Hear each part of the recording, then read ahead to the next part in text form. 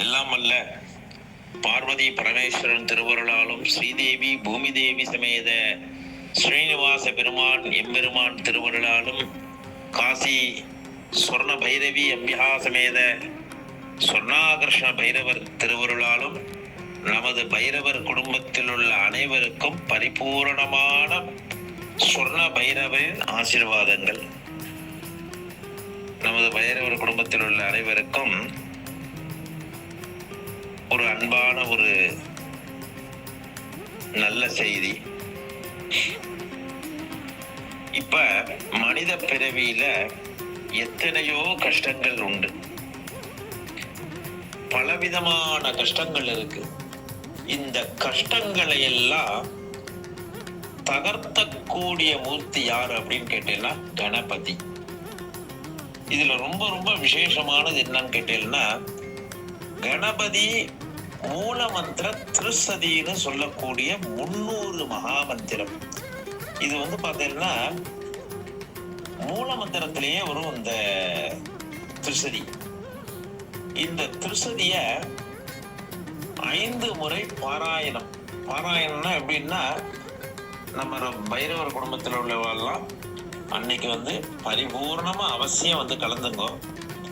ஏன்னா இது நாம் குடும்பத்தில் உள்ள அனைவரும் சகல சௌபாக்கியங்களுடன் இருக்க வேண்டியும் மற்ற உலக நன்மைக்காகவும் இது சேர்ந்து செய்யக்கூடிய இந்த வழிபாடு. இந்த வழிபாடுக்கு பார்த்தீங்கன்னா எந்த விதமான கட்டணங்களும் கிடையாது. இது ஆத்மார்த்தமாக பக்தி பூர்வமாக செய்யக்கூடிய இந்த மூலமந்திர திருசதி பூஜை. இதுக்கு வரக்கூடிய பக்தர்கள் எல்லாம் பிள்ளையாருக்கு ரொம்ப பிரீதமான அருகம்புல், ஏதேனும் பழங்கள், அதாவது இந்த திருசதி பூஜையில கலந்துக்கிறவாள்லாம் அவருடைய பேரை நமது பைரவர் குடும்பத்துல முன்னாடியே சொல்லிட்டேன்னா அந்த பேரை நம்ம பதிவு செஞ்சுக்கிறோம். அன்னைக்கு கண்டிப்பா எந்த வேலையாக இருந்தாலும் நம் குடும்பத்திற்காகவும் உலக நன்மைக்காகவும் அந்த கால நேரத்தை நம்ம ஒதுக்கிட்டு இந்த பூஜையில அவசியம் நம்ம கலந்துக்கிறது ரொம்ப ரொம்ப ரொம்ப விசேஷம். இதுல வர்றாச்சே பழங்கள், ஏதேனும் திராட்சை பழமோ பேரிச்சம்பழமோ என்ன பழங்கள் அவளுக்கு மனசுல தோன்றதோ அந்த பழங்கள் இயன்றளவு வாங்கிட்டு, ரொம்ப முக்கியமா தேவை என்ன அப்படின்னா அருகம்புல். அந்த அருகம்புல்லாலதான் நம்ம அர்ச்சனை பண்ண போறோம். அந்த ஸ்லோகத்தை 5 முறை ஒரு முறை பாராயணம் 300 மந்திரம், 5 முறைன்றப்ப கிட்டத்தட்ட ஒரு 1500 மகாமந்திரம் வருது. இதை பண்ணோம்னாலே நம்மளுடைய வாழ்நாள்ல எல்லா விதமான கஷ்டங்களும் நீங்கி பல நன்மைகள் கிடைக்கும். இந்த அருகம்புல்ல அர்ச்சனை பண்ணிட்டு அந்த ஸ்லோகங்கள்லாம் முடிஞ்சோன்னா வரக்கூடிய அந்த பக்தர்கள்லாம் அவாவா கையால நம்மளது ஆலயத்துல காராம்பசு, அந்த காராம்பசுக்கு நம்ம அந்த அருகம்புல்ல கொடுக்கறதுனால நம்மளுடைய கர்ம வினைகள் அனைத்தும் நிவர்த்தி உண்டாது. இந்த பூஜையினால நமக்கு என்ன பலன்கள் உண்டாருது அப்படின்னு கேட்டீங்கன்னா, இதை ஒரு 5 நிமிஷம் ஆகும். அதை கொஞ்சம் பொறுமையாக முழுமையாக இதை கேட்கணும் எல்லாரும். அதாவது கண் திருஷ்டிகள், கல்லடி பட்டாலும் கண்ணடி படக்கூடாதுன்னு சொல்லுவாங்க. அப்பேற்பட்ட அந்த கண் திருஷ்டிகள்லாம் விலகிறதா. அதே மாதிரி திருமண தடைகள், நீண்ட நாள் திருமணமாகாம எத்தனையோ தடைகள் வரும். தடைப்பட்ட திருமணங்கள், இந்த திருமண சம்பந்தமாக என்ன தோஷங்கள் இருக்கோ அதுவும் எல்லாமே நீங்கிடும். அடுத்து பார்த்தீங்கன்னா புத்திர தடை, புத்திர வாக்கியங்கள் தடை இருந்தால் இந்த 300 மகாமந்திரத்தை 5 முறை பாராயணம் பண்றதுனால சொல்றதுனால அந்த புத்திர தடை நீங்கி அவன் நினைத்தபடி குழந்தை பாக்கியம் உண்டாகும்.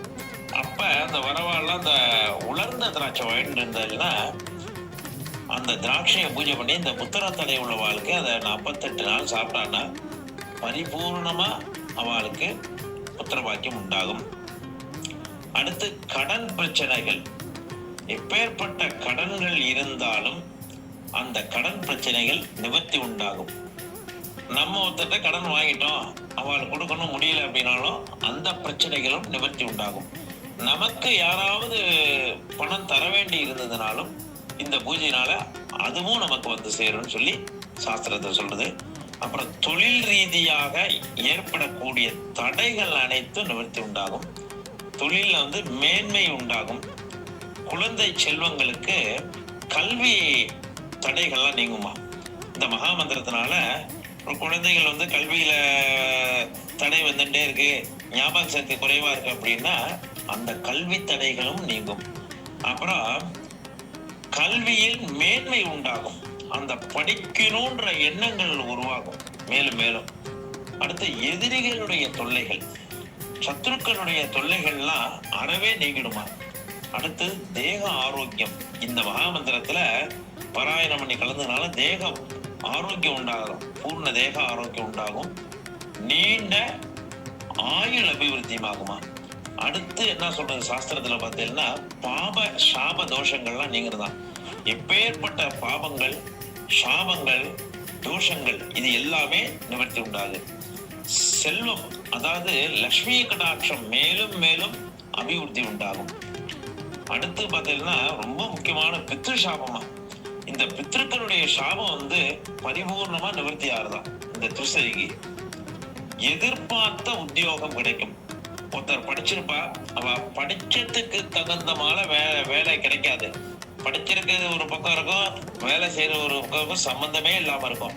அந்த மாதிரி இல்லாம அவ என்ன எதிர்பார்த்தாலும் அந்த உத்தியோகம் பரிபூர்ணமா கிடைக்கும். அடுத்து பயந்த கோளாறுகள். ரோட்ல போயிட்டு இருக்கா, ஏதோ மிதிச்சுட்டா, பயந்துட்டு இருப்பா, அவளுக்கு எதை பார்த்தாலும் பயமா இருக்கும். நைட்டு படுக்க வச்ச பார்த்தீங்கன்னா ஒரு பயங்களா இருக்கும், பீதிகளா இருக்கும். அந்த மாதிரி பயந்த கோளாறுகள்லாம் நீங்குமா. அடுத்து பார்த்தீங்கன்னா சொத்து பிரச்சனைகள். எப்பேற்பட்ட சொத்து பிரச்சனைகள் இருந்தாலும் அந்த சொத்து பிரச்சனைகளும் நிவர்த்தி உண்டாகும். வீடு கட்டு யோகம், அதாவது வீடு கட்டக்கூடிய யோகமும் வரக்கூடியது. ஏன்னா இந்த மூலமந்திரத்துக்கு அப்பேற்பட்டது. வீடு கட்ட முடியல, இடத்த வாங்கியிருக்கோம், வீடு கட்ட முடியல அப்படின்னு ஒரு தடைகள்லாம் இருக்கும். அந்த தடைகளும் நிவர்த்தி உண்டாது. அடுத்து நிலம் வாங்கும் யோகம், ஒரு மனையை வாங்கக்கூடிய யோகம் பரிபூர்ணமாக இந்த திருசதி மூலமாக வருது. வண்டி வாகனங்கள் அபிவிருத்தி உண்டாகும். அதாவது நம்மளுடைய வண்டி வாகனங்கள் அபிவிருத்தி உண்டாகும். நம்ம நினைச்சிட்டு இருப்போம் இந்த வண்டி வாங்கணும், அந்த வாகனம். மனித பிரிவில் எல்லாருக்கும் ஒவ்வொருத்தருக்கும் ஒரு ஆசைகள் உண்டு. அப்போ ஒரு சில பேர் கார் வாங்கணும்னு நினைக்கிறா, ஒரு சில பேர் 2 வீலர் வாங்கணும்னு நினைக்கிறா, ஒரு சில பேர் சைக்கிள் வாங்கணும்னு நினைக்கிறா. அவளுடைய சக்திக்கு தகுந்த மாதிரி அவ இந்த பூஜையில கிடந்ததுனால இந்த வண்டி வாகனங்களும் அபிவிருத்தி உண்டாகுமா. அடுத்தது நில சம்பந்த பிரச்சனைகள். ஒரு கோர்ட்டு வழக்குல நில சம்பந்த பிரச்சனைகள் இருந்தாலும் அந்த பிரச்சனைகளும் பரிபூர்ணமா நிவர்த்தி உண்டாகுதான். கணவன் மனைவி ஒற்றுமை. கணவன் மனைவிக்கு சில இடங்கள்ல பார்த்தீங்கன்னா சண்டை சச்சரவு வந்துட்டே இருக்கும். நிச்சயப்படி ஏதாவது ஒரு சண்டைகள், மன சங்கடங்கள் இப்படி வந்துட்டே இருக்கும். அந்த பிரச்சனைகளும் பரிபூர்ணமாக இந்த திருசதி மூலமாக நிவர்த்திப்படுறது. மன கவலைகள். சில பேர் எவ்வளவோ செஞ்சோம், என்னென்னவோ பண்ணோம், சுவாமிக்கு செஞ்சோம், அவளுக்கு செஞ்சோம், அவளை செஞ்சோம், ஆனா எதுவுமே எங்களுக்கு வெற்றியை கொடுக்கல அப்படின்னு மன சலிப்பு கட்டுறது பத்தியெல்லாம் அவள்லாம் பார்த்தீங்கன்னா இந்த திருசதியில கலந்துக்கிறதுனால எப்பேற்பட்ட மன கவலைகள் இருந்தாலும் நிவர்த்தி உண்டாது. அடுத்தபடியா எதிர்வரும் ஆபத்துக்கள். நம்ம வண்டியில போறோம், வாகனங்கள்ல போறோம், நம்ம நல்லா நேரடியா போனாலும் எதிர்த்தாப்புல வரக்கூடிய மனநிலை எப்படின்னு சொல்ல முடியாது. எதிர்த்தாப்புல அவன் பல பிரச்சனைகள் வருவான், அவன் ஏதோ ஒரு சிந்தனையில வருவான். அப்ப என்ன தேவையில்லாம நம்ம நேரங்காலம் சரியில்லாத காலகட்டங்கள்ல அவன் நம்ம வண்டியில முட்டுவா. இந்த மாதிரி சில தோஷங்களும் நிவர்த்தி உண்டாகும் சொல்றது. அடுத்து முன் ஜென்ம பாபம். அதாவது மின் ஜென்மங்கள்ல கர்மாக்கள்ல என்னென்ன பாவம் செஞ்சாலும் யாருக்கும் தெரியாது. ஆனா பாத்தீங்கன்னா பலவிதமான கஷ்டங்களை அனுபவிச்சுட்டே இருப்பா. அந்த மாதிரி முன் ஜென்ம பாவங்களும் விலகிறதாம்.